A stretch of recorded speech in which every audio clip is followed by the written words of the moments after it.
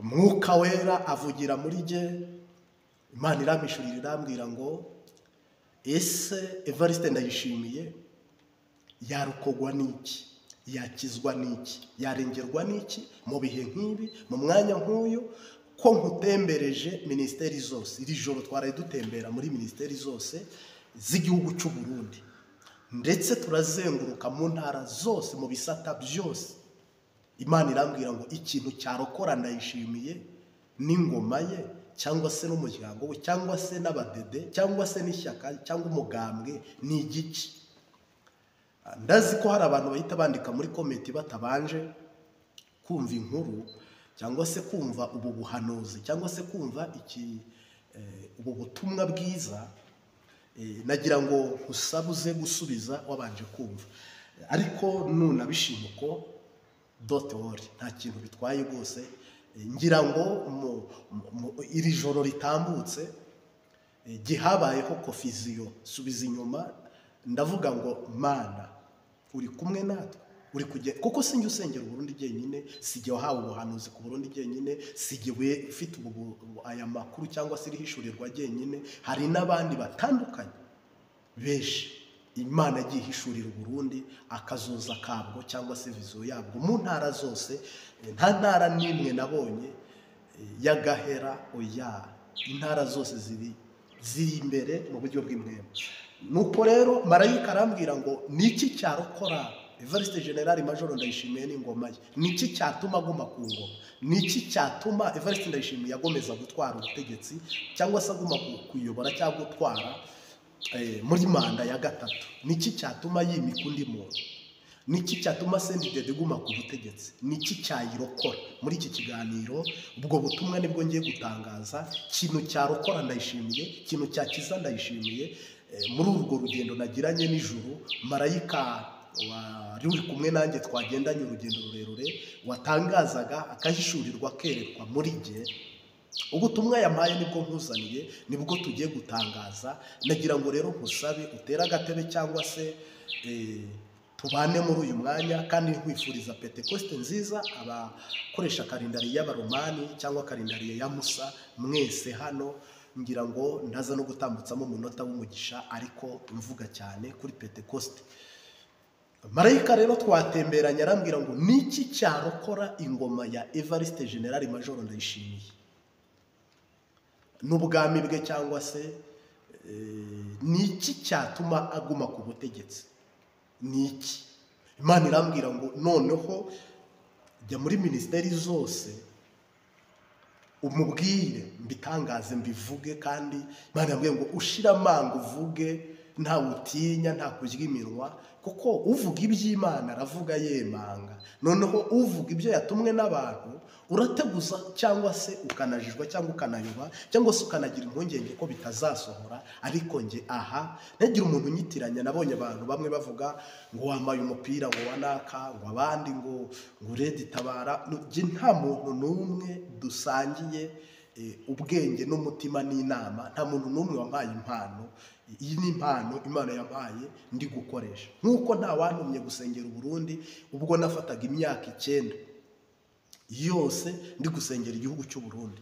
Ni nk'uko n'ubu rero nta muntu wigeze antuma ngo uhanura amahoro mu Burundi, uhanura ibyiza mu Burundi, kandi ngo uhishurirwe ko ingoma ya Neva irangiye. Oya, nta muntu wantumye, ntawe.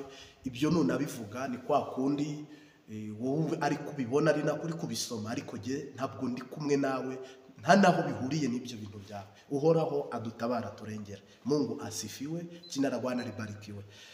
Nigarukiye, twagiye muri ministeri zose na marayika. Imana irambwira ngo ese tubare ministeri y'ubworozi n'uburimo, tubare ministeri ya education, uburezi n'ubuvanganzo n'ibindi byose bijyanye n'iterambere rijyanye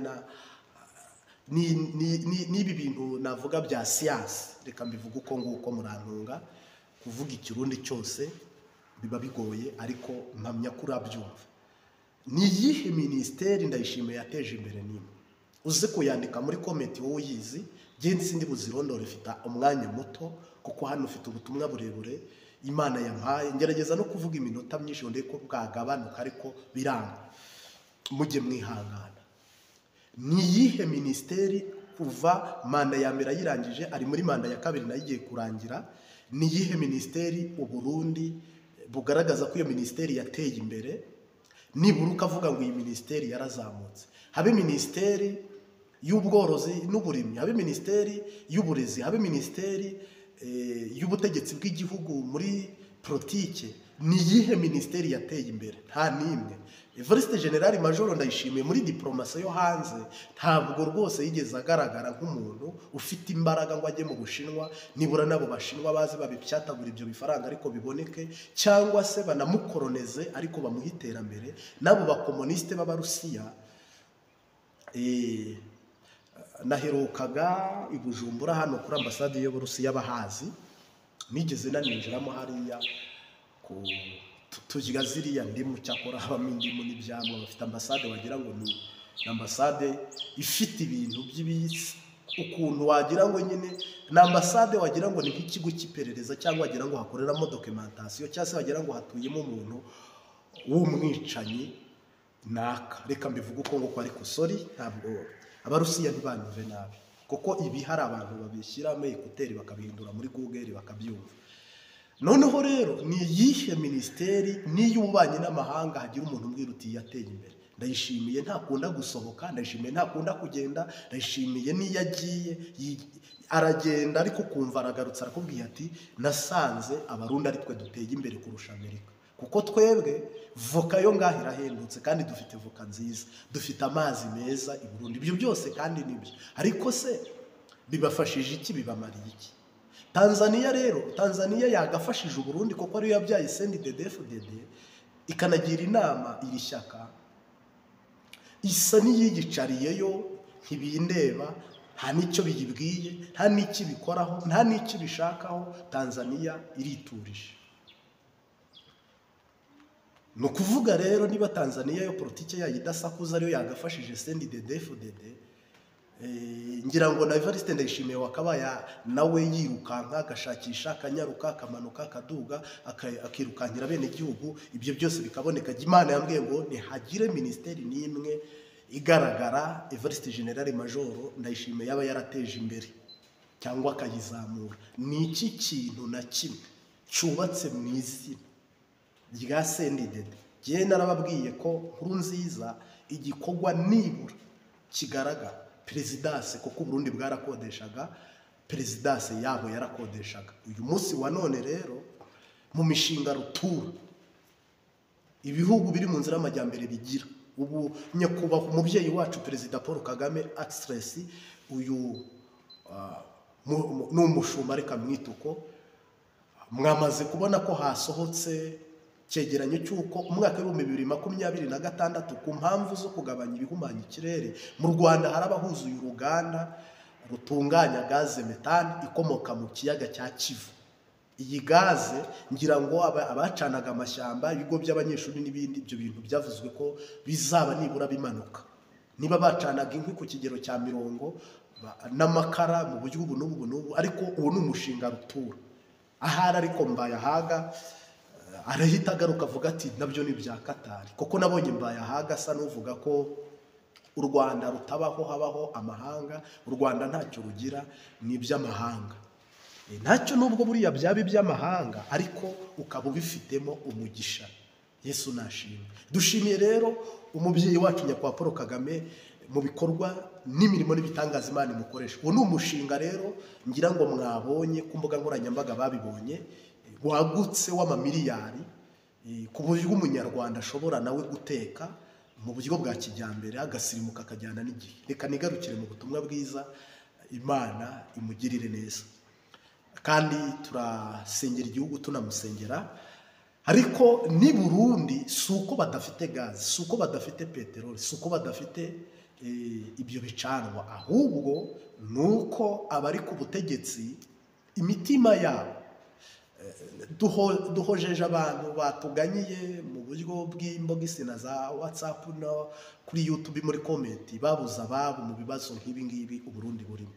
Gisekedi na Evariste Ndayishimiye bameze nk'abantu wagira ngo bo bahanganye no gutunga no gutera imbere kwabo ibihugu byabo ntibibareba. Gisekedi nawe afite igisirikare kitubatse. Bura Gisekedi ahantu shitani yamukubitiye ni ukutagira igisirikare. Yahamagaye amahanga ngo amufashe, ariko amahanga ahageze asanga we ubwe ntabwo mu mavi hakora, ntabwo ahagaze ngo arwane. Kuko ntushobora kuba uri perezida ngo ugire Nyatura, Wazalendo, FDLR, FARDC ngo ufate igisirikare ukivangemo n'imitwe itari igisirikare ngo byose biri kurwana. Kameme burangiye. Ndashimiye wamuhaye support ngo amufashe, ariko yamufashije adashoboye. Sadek imanuka idashoboye, EAC imanuka idashoboye. Ariko icyatumye abo bose batsindwa nuko bahanganye n'umuntu ufite imbaraga n'ubushobozi mu kurwana, ari nayo mpamvu yatumye urugamba ruba kuriya. Noneho ni nko gushyira, ni nko kujya kubaka ku musenyi cyangwa ku rutare. Icyo wakora cyose wubatse ku musenyi, iyo nzu ntishobora gukomera. Byasabaga Kongo kwibihagaze. Uyu munsi wa none nagira ngo nanabwire Mbayahaga ntubyinire ku rukoma. Numvise ejo bundi avuga ngo ni iki gitomye ngo M23 ihagaze Uvira itari kwinjira mu Burundi ngo irwane. Ngira ngo nka pasiteri ntiwakishimiye ko M23 akabaye yageze mu Burundi, ahubwo wakabaye usenga wishimira ko iyo ntambara itabaho. Ngira rwose nkugiriye inama naho watera werekeza, naho ikiyihagaritsaho ariko ikaba ihari, ukibaze nawe. Hari igihe politike intambara birahinduka. Ngira ngo niba Abarundi koko nk'uko bivuga ati Abarundi turakomeye, nitwe twayibujije kurenga intambwe, mwarayibujije. Buriya rero mukwiye no gucungura Kongo, mukayambura uduce twose mukadusubiza Gisekedi, M23 nayo mukayimanikisha amaboko. Uyu munsi none rero niba yihagaze itari kurwana, ntiwamenya ibyo bari gupanga n'ibyo barimo. Ariko nka pastor reka nigarukiraho, ntukwiye kubiferesita ngo wumve ubyiniye ku rukoma ko Abarundi ngo bararinda barakomeye. Oya, ibyo bintu nta muntu bishima Imana, ahubwo nibihagarare nabo baveyo. Koko niba Ndayishimiye yafashe igisirikare akakijyana muri Kongo, amafaranga Kongo yishyuye Burundi, ayo mafaranga ntajye muri kese y'igihugu ngo yubake amabarabara mubona amashanyarazi, ahubwo akajya kuri konte ya Evariste Ndayishimiye. Niba Gisekedi aje n'indege akururuka bakavugana, izi nkomere zose zikomerekera muri Kongo, ariko ukabona ayo mafaranga ntahawe imiryango y'abasirikare bari kurwanayo, cyangwa se abapfirayo, ayo mafaranga ntahawe imiryango y'abarwanayo, kuko bafitanye amasezerano yo gutabarana. Ntabwo uyu munsi wa none rero, ntabwo iyo ntambara Imana yafatanya namwe gute? Amaraso ameneka n'ay'igihugu, kuko abasirikare n'ab'igihugu, ariko amafaranga avuyemo ntabwo ari ay'igihugu. Uyu munsi wa none rero, niba Evariste Ndayishimiye we ahagaze muri uwo murongo, ntabwo Imana ishobora kumushyigikira. Ngira ngo imyaka bamaze barwana muri Kongo, Gisekedi ngira ngo yatangaje amafaranga bahembwa ni menshi cyane. Wumvishije amafaranga umusirikare ahembwa wagiye kurwana muri Kongo birenze uwo muri Somali ayahembwa. Ariko uyu munsi wa none hakenywe abarwana muri Kongo par rapport y'abarwana muri Somali. No muri komenti muze kutubwira, uraza gusanga ukuri nguhaye n'umucyo ariko kuri. Ntabwo rero ushobora kumbwira ngo ariko ahubwo twibaza naho aya mafaranga ajya. Ndayishimiye ayagabana n'abahagarariye n'abayoboye ingabo n'abandi bantu batandukanye bo mu badede mu nyungu zabo. Reka twibaze rero ngo esike baranayarose, Gisekedi baranayariye n'ingabo zigiye ziri kurwana, n'itsinzi ntayo zizanye, cyakora zirimiriye kugira ngo intambara itagera i Burundi. Gisekedi yungutse iki? Ndayishimiye yungutse iki? Ubundi se ubwo naba menshi yo muzayarira he? Bizagenda gute? Koko ubu Habyarimana ibyo yegeranyije n'ibyo yajyanye mu Busuwisi ntacyo byatumariye, ahubwo byaduteje akaga n'igihombo kubera politike mbi. Numvise ejo bundi Kaputa Yoweri Museveni abivugaho, ariko numvise n'undi muntu ampamagara asa n'ubivuze. Yigeze umuntu yarampamagaye kuri telefone bisanzwe arambwira ngo mari ngo Yesu ashimwe ntahimbazwe, ngo Juvenal Habyarimana ngo wamenye ko yazutse na mu mbuto nti mwizina rya Yesu n'abazimu bashya. Atari ku bintu byawe n'abazimu gusa, no gushya kwa shitani. Nti none si ibyo bintu uvuze ko bitabaho. Ati Museveni niwe wabibiganirije abivugana na Ndayishimiye ngo barazutse. Ntabwo rero Habyarimana yarapfuye, ariko dayimoni ye cyangwa se zamukoresheje n'izigikora ziracyakora. ngira ngo nabo bose ba mu mbuto nuko bari abantu bakoresha ibintu by'ikirozi za ryangombe. Mu mbuto yambaraga uruhu rw'ingwe. Documentary z'abamuvugaho bavuga ko atashyiragamo ingofero ya gisirikare ahubwo yambaraga uruhu rw'ingwe. Nge ntabwo nari ndi w'icyo gihe, nari muto. Ibyo bintu bisobanuye iki, bishatse kuvuga iki? Ngira ngo rero nigarukiye, Imana yambwiye ngo niki cyarokora ingoma Evariste Ndayishimiye. Muri manda ya kabiri yigeze ku musozo, niki cyarokora manda ye ngo ajye mu ya gatatu cyangwa he pasi mugenzi we? Niki mu Burundi mwagaragaza? Wowe uvuga niki wagaragaza imbere y'Imana n'imbere y'abarundi bari mu gihugu n'abari hanze? Tureka abari hanze bo baragowe nyine, babayeho nabi, bararushe. Abari mu gihugu mwebwe niki wagaragaza? Ni ibiciro byamanutse, ni mazutu yabonetse, ni ifumbire ribonetse, ni amahera yabonetse mvamakungu, ni ibyo kurya biri guhenduka, ni uburezi bwateye imbere. Niki imbere y'Imana cyarokora ingoma ya Evariste Ndayishimiye? Nta na gitoya, nta murimo ugaragara mu maso y'igihugu, nta barabara yubatswe, nta kibuga cyubatswe, nta n'inzu idasanzwe yubatswe, kereka ibikorwa byabo hagati yabo. Ufite inka nabonye dutembera mu bworozi bwe, afite inkwavu aroroye Evariste Ndayishimiye, birayararima, mucira arimbura nkuko ndetse ubibonye kuri iyi foto. Ariko Ibrahim Kapiteni Traoré mu minsi amaze, murebe ibikorwa agezeho. Manda ya mbere nyakubahwa Excellency Paul Kagame yayoboye, yahise ashyiraho gacaca.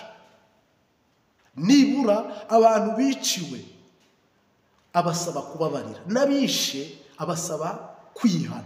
Abo bantu babiri arabahuza, arabishobora. Kugeza uyu munsi wa none abo bantu ko ari babiri bose bubatse igihugu. Yego bose ntibakeye, ntibanoze, kuko ni Imana ifite abakerubi n'abasirafina, ariko habonetsemo shitani sekibi. Mu Rwanda naho hari abeza, hari ababi, hari ababikora neza n'ababikora nabi, hari abumva n'abatumvira. Ariko uyu munsi wa none twebwe muri manda za mbere, ibyo nibyo mvuze biri hafi. Nyuma yaho niwe muntu wazanye Rwandeya mu gihugu, habaga indege ya perezida yonyine. Ubu musaza, ikibuga cy'indege cya Bugesera kiruzuye, Qatar izishyurwa. Ibyo muvuga ngo Qatar izishyurwa, none se Qatar ni ubutaka yaguze? Ni umugabane, ni ubukote. Ubu hari n'abazungu baherutse kumurikira u Rwanda icyayi cyari icyabo. Ibihe biha ibindi, nabyo ni politike, ni diplomase. Ibihe biha ibindi. Ibyo bintu byose mubona by'ibikorwa remezo byubakwa mu Rwanda ku bufatanye n'abanyamahanga, byose bizongera bibi byacu. Buse ibintu ababirigi basize mu Burundi baza kubyishyuza cyangwa ni ibyabo? Si iby'abarundi. Ubuse Kadafi ibyo yubatse mu Bufaransa n'ibyo si iby'Abafaransa? Ubwo rero Uburundi marayika yabwiye ngo burafunze imbere n'inyuma, burafunze.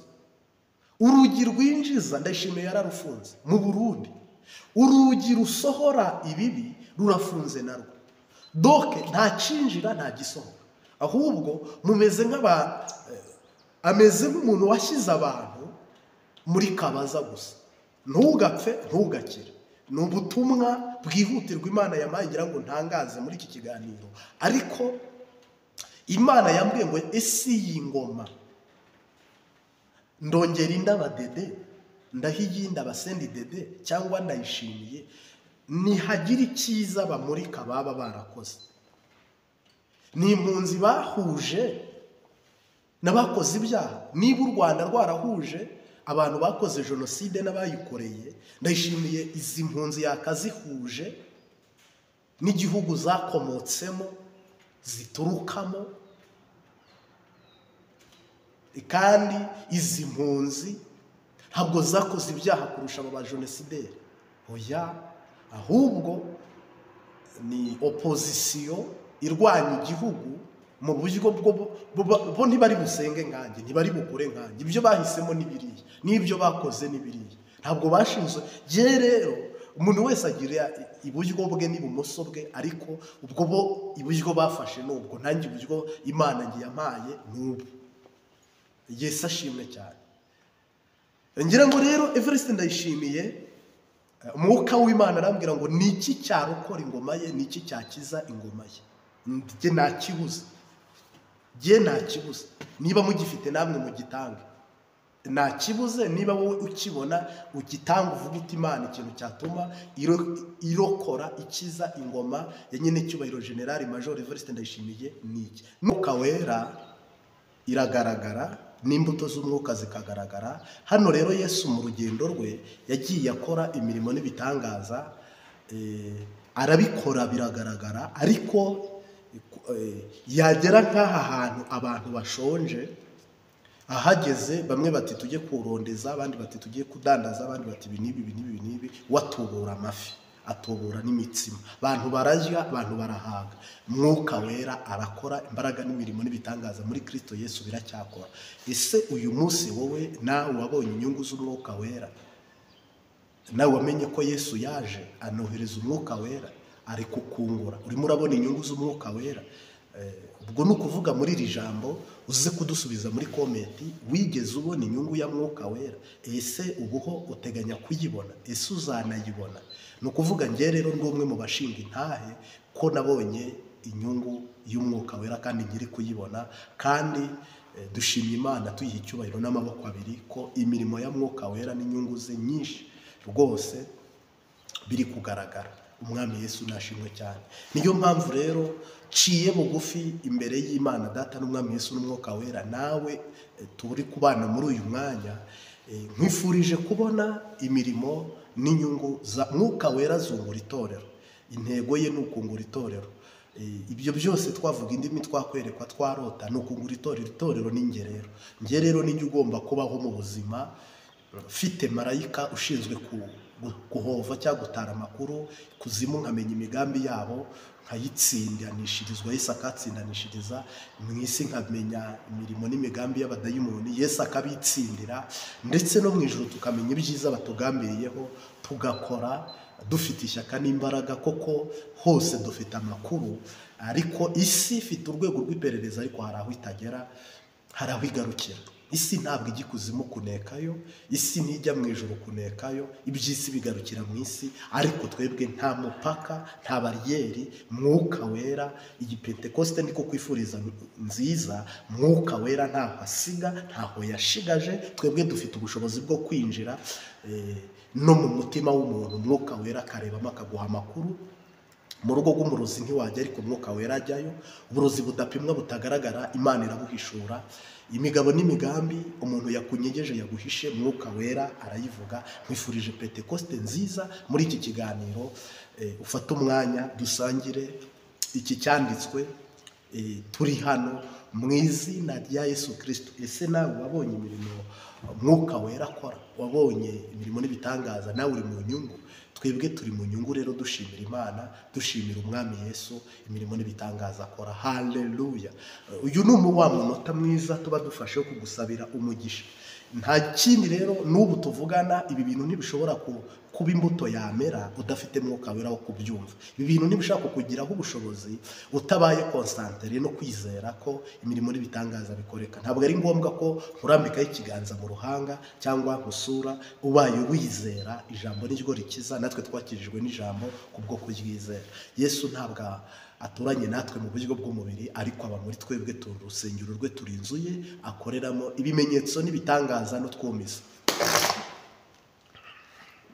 Yesu Kristo rero nashimye.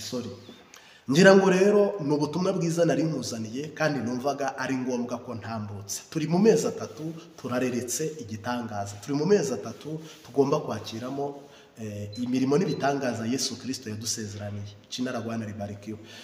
Aya mezi 3 turi mu kwa gatandatu, ukwezi kwa gatandatu, turi no mu kwa karindwi, turi no mu kwa munani. Wowe utangirana natwe amateraniro ugasozanya natwe, ndagushimiye mu izina rya Yesu Kristo. Nawe amaboko yawe yakire noneho usorome ku mbuto z'umwuka wera. Ubuhanuzi bwose ubona ku Mbabazi TV 3, nawe amaso yawe abibone, ugabane, utangire kubona imirimo ya mwuka wera. Twizera ibyo tuzi, twizera ibyo tubona, duhamya uwazutse, duhamya ukora, duhamya umuzima, ntabwo dushakira umupfu mu bazima. Oya, Yesu ni muzima, Yesu yarazutse. Ariko ibi byose byabaye kubera twe niyo mpamvu uyu munsi wa none rero duhamya tukemanga ukuri n'ijambo ry'Imana ko Kristo ari umwami kandi akaba n'umukiza w'umutima n'umubiri n'ubugingo wo kutubohora no kudukiza. Amen. Rero mu izina rya Yesu Kristo muri aya mezi atatu wasanga udukurikiye wifuza mu rugo, wasanga udukurikiye ushaka kujya i Burayi, wasanga udukurikiye ushaka kuzura umwuka wera, wasanga udukurikiye ushaka gutsinda ibyaha, wasanga udukurikiye mu butumwa bwiza ukabukurikiranye ijambo ry'Imana kuri uru rubuga cyangwa kuri iyi sheni Imbabazi TV 3 wifuza kuzaba umuntu ukomeye, banza mvuge ko n'Imana irakomeye, nawe urakomeye, igirira icyizere, Imana izakwereka imirimo n'ibitangaza n'ibimenyetso n'utwumiza. Yesu kubwa mwuka wera yavumye umutini, mu izina rya Yesu niwizera uzakoreshwa ibitangaza cyangwa nawe ubikorerwe. Kubwa Kristo mwuka wera yakoranye ibitangaza na Kristo agenda hejuru y'inyanja, ibi ni mwuka wera wabikoze. Ibi ni mwuka wera wabikoze. Mungu asifiwe sana. Kubwa mwuka wera imirimo n'ibitangaza birakoreka. Amen. Ngira ngo kubwa mwuka wera niba nawe warabaye umwe mu bigishwa, mu bahanuzi, mu berekwa, mu barota, izi mbuto nawe ugomba kuzisoroma mu izina rya Yesu Kristo.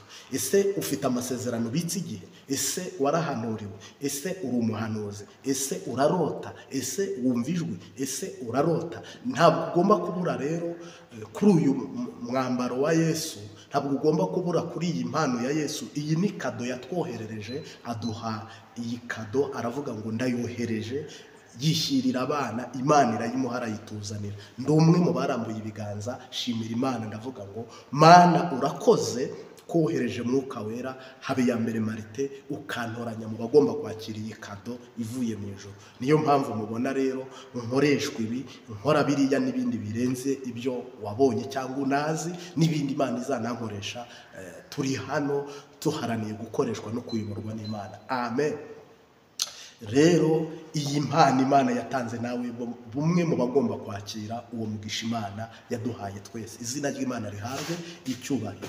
Rero niyo mpamvu navuze ngo muri aya mezi atatu ndetse harimo na Pentekoste ugomba kuzaba umwe mu baragwa kandi baraganwa na Kristo, kwakira, kubona, guhishurirwa, kwizera, ukasoroma imbuto za mwuka wera, ukabona imirimo n'ibitangaza by'umwuka wera, ukabona imikorere ya mwuka wera, ukaba umwe mu baraganwa na Kristo. Wagira no mu ijuru ukazavuga ngo koko Imana izabaza abantu babwire ngo nohereje mwuka wera wagombaga kubabwira imbere hanyu, inyuma hanyu, naho muhagaze uwo munsi. Haleluya.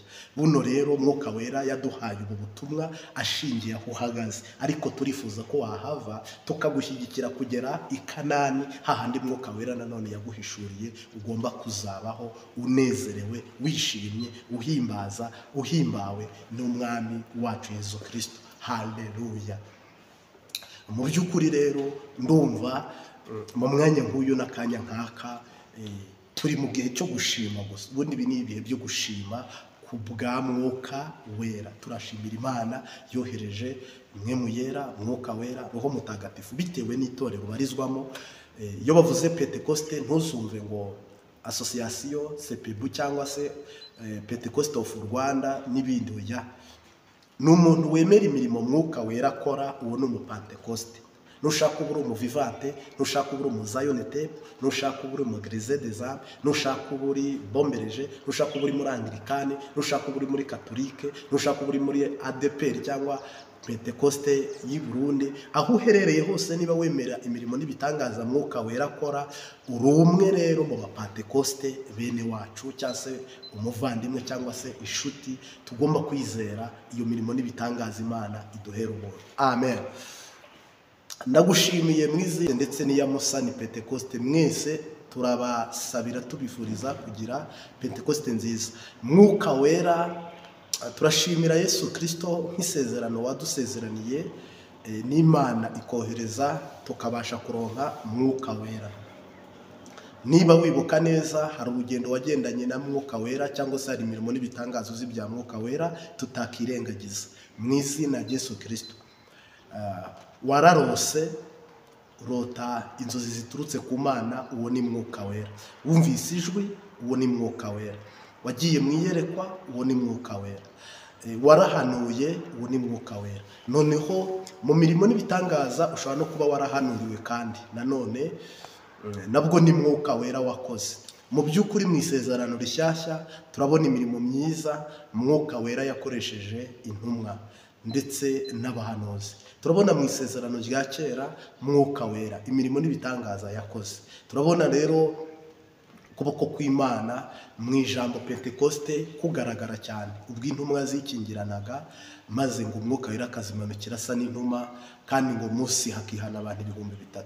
Mwuka wera yungura itorero. Itorero ni iki? Itorero n'ubugingo bwawe buba bwiyongeye mu bundi. Itorero kunguka ni iki? Ese nawe iyi nyungu warayibonye? Mwuka w'Imana yunguye itorero. Muri iyi torero ni wowe. Inyungu y'umwuka wera ikugeraho. Inyungu ya mwuka wera ikugeraho. Ni igihe bari bagiye kukuroga, mwuka wera araguhishurira kwibira ibanga, usimbuka uburozi. Ni igihe wari ugiye gufungwa, mwuka wera araguhishurira, usimbuka gereza cyangwa se prison cyangwa se impimba. Ni igihe inda yawe bari bayizinze ariko uza kubyara ku bwa mwuka wera. Ni igihe Bibiliya ivuga ngo nta kizaba nta kibabwiye. Hagiye hakoreshwa mwuka wera kugira ngo utagira ahantu na hato uza gusitara.